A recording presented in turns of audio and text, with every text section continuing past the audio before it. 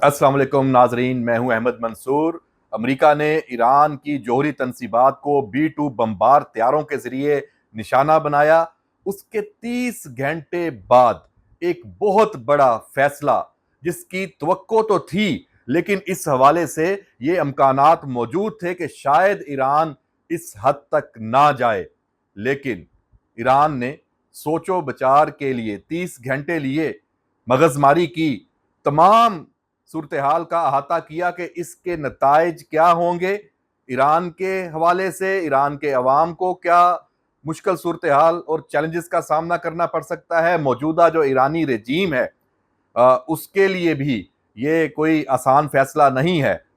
यकीनन अमेरिका ने और इसराइल ने कोई ऑप्शन तो नहीं छोड़ा था, लेकिन फिर भी चाहे अक़वाम मुत्तहिदा की सलामती कौंसिल का इजलास हो, ईरान के दोस्त ममालिक हों, दुनिया हो, वो ईरान से ही बर्दाश्त और तहम्मुल के मुजाहरे की अपील करती नजर आ रही थी।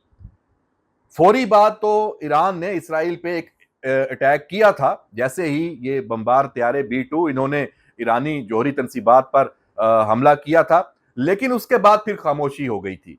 फिर था, जवाब जरूर था कि ईरान देगा, और ये उन्होंने कहा था कि अब हम अमरीकी जो अहदाफ हैं उनको भी निशाना बनाएंगे, और ये अमरीका इस जंग में आ गया है तो अब उसको भी एक दुश्मन की तरह लिया जाएगा। ईरान तो हमेशा से इसराइल और अमेरिका दोनों को एक दुश्मन के तौर पे ही लेता है। लेकिन जो बड़ा फैसला, वो खुद ईरान की मुसल्लह अफवाज के जो सरबराह हैं, जो नए सरबराह हैं, chief of general staff Iran की मुसल्लह अफवाज के जनरल मूसवी, उन्होंने ये ऐलान कर दिया है। और ये जो सोचो विचार हुई है, इसमें पूरी जो क्यादत है, सुप्रीम लीडर से लेके ईरान के सदर, तमाम इंटेलिजेंस, IRGC और ईरान की जो दीगर फोर्सेस हैं, क्या हुआ है जनाब? फैसला ये हुआ है, जनरल मूसवी ये कहते हैं कि ईरान की मुकद्दस सरजमीन पर हमला नाकाबिले बर्दाश्त है। अमेरिका और इसराइल दोनों को सख्त सजा दी जाएगी। ईरान की मुसल्लह अफवाज को अमरीकी मफादात पर कार्रवाई की खुली इजाजत मिल गई है। ये है सबसे बड़ी खबर इस खित्ते की, जिसने सूरत हाल को मजीद संगीन बना दिया है, और एक तवील जंग की बुनियाद रखी जा चुकी है। इन 30 घंटों में ईरान ने एक तवील जंग की तैयारी को भी हतमी शक्ल दी है। अपने जो उसकी फौजी ताकत है, मिसाइल पावर है, उसको मजीद महफूज बनाने के इकदामात भी किए हैं, क्योंकि इसराइल और अमेरिका का जो अगला निशाना है वो ईरान की यही मिसाइल पावर है। क्योंकि उन्हें पता है कि ईरान जब इसराइल पे हमला करेगा या खित्ते में मौजूद अमेरिकी मफादात पर हमला करेगा, तो इन्हीं मिसाइलों से करेगा, जिनको रोकने के लिए इसराइल और अमेरिका का जो दिफाई निजाम है वो नाकाम साबित हो चुका है।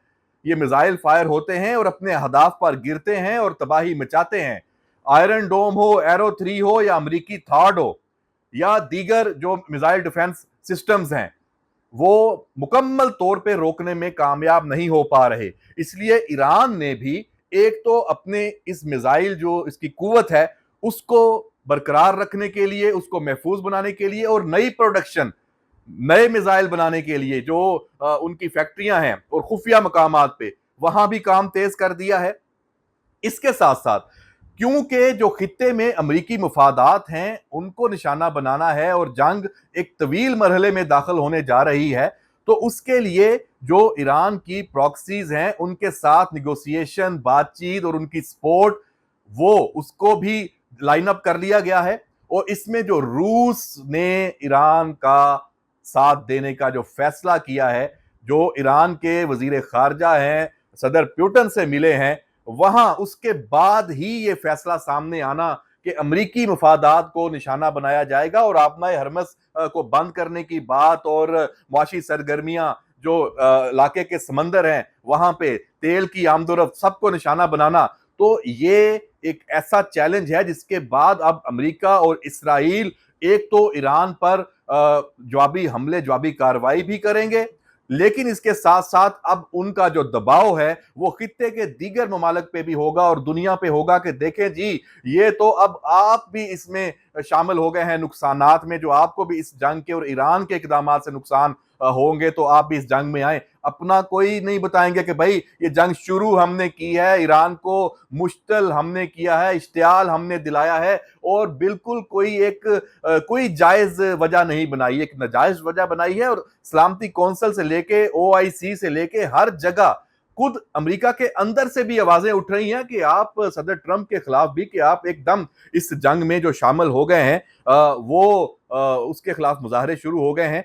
जो ईरानी जो अस्करी क्यादत है, ये इस अज़म का फिर ये बिल्कुल लेटेस्ट इजहार किया है कि इस्लामी जमहूरिया ईरान कभी पीछे नहीं हटेगा, और इस ऐलान के साथ ही इसराइल पर मिसाइलों की जो एक नई वेव है वो उसका हमला हो गया है। इसराइल के जो शहर हैं, यरूशलेम है, तल अबीब है और हाइफा और दीगर शहर, वहां जो मिसाइल वो अपना काम दिखा रहे हैं। जो इसराइल का जो डिफेंस सिस्टम है वो भी एक्टिवेट है। लेकिन अब ये सिर्फ एक वेव की बात नहीं है, ये एक तवील जंग है, और पाकिस्तान इसमें बहुत मुश्किल सूरत हाल में है। पाकिस्तान की इकोनॉमी को भी ले लें, और पाकिस्तान का एक दोस्त मुल्क है, हमसाया है, वहां पे जब ये जंग है, और मशरक़ वुस्ता में तो तमाम तो जितने भी ममालिक हैं वो पाकिस्तान उनसे बराह रास्त मुंसलिक है। तो पाकिस्तान की कौमी सलामती कमेटी का जो इजलास है उसकी अलग से तफसील कि उसमें क्या फैसले होंगे, लेकिन उससे जुड़ी सिर्फ एक बात, जनाब उस इजलास से पहले जो ईरानी सफीर हैं पाकिस्तान में, उनकी मुलाकात होना वजीर आजम से, और ऐसे वक्त में जब अस्करी क्यादत भी कौमी सलामती कमेटी के इजलास में शिरकत के लिए वहां मौजूद, तो ये एक अरेंजमेंट है, ये मुलाकात, ये पैगाम, और ये ईरानी क्यादत का जो पहला फैसला जो मैंने पहले बताया, ये उसी से आगाही के लिए है, और उसके बाद जो सूरत हाल पैदा होनी है उस पर गौर फिक्र के लिए है। ये बहुत अहम डेवलपमेंट है पाकिस्तान के हवाले से भी, खित्ते के हवाले से तो है ही है। और इस इजलास में जो overall field marshal Asim Munir का दौरा है अमेरिका का और तुर्की का, और इसमें जो पेशरफ्त है, जो चीज़ें हैं वो यहाँ पे होंगी फैसला कुन, और इस पे जो स्टैंप लगेगी जो पाकिस्तान के फैसले हैं आइंदा के आने वाले जो दौर के। तो जनाब ये सूरत हाल है। मैं यहाँ पे आखिर में ये फिर आगाह कर दूं, ये बता दूं कि अब ये जंग तवील होने जा रही है नहीं, ये तवील जंग का आगाज हो चुका है, और ईरान ने जो ये फैसला किया है कि वो अब अमरीकी मफादात को निशाना बनाएगा, तो अब ये खबरें आना शुरू हो जाएंगी। तो फिर वो कोई एक मर्तबा नहीं बनाएगा, कहीं आपको इराक में अमरीकी अड्डों पे हमले की इतला आएगी, कहीं आपको रेड सी में यमन के जो हौसी हैं वो किसी जहाज को टारगेट करते नजर आएंगे, कहीं आपको शाम में और उर्दन में जो अमरीकी मफादात हैं और जो इसराइल के मफादात हैं और इस ईरान के जो दुश्मन हैं जहां से ईरान पे अटैक हो रहे हैं, वहां पे आपको कार्रवाइयां नजर आएंगी। ईरान पे भी हमले होंगे। ईरान की जो क्यादत है वो पहले से बढ़कर खतरात में आ गई है। क्योंकि इसराइल ने तो पहले ही जो हल्ले में ईरान की क्यादत को निशाना बनाया था, तो ये चीज भी मद्देनजर है ईरान की क्यादत के सियासी और जो फौजी। तो उन्होंने अपनी लाइनअप भी कर ली है कि दूसरे तीसरे चौथे दर्जे की क्यादत है, और जनाब ये फैसला भी कर लिया है कि अगर ईरान की हुकूमत या ईरान का जो ये ढांचा है इसको कोई नुकसान पहुंचता है, जिसका इस वक्त तक कोई फिलहाल बड़ा इम्कान मौजूद नहीं है, लेकिन इसको रखा जरूर जा रहा है इस अपनी तैयारी में और अपनी प्लानिंग में इस इम्कान को।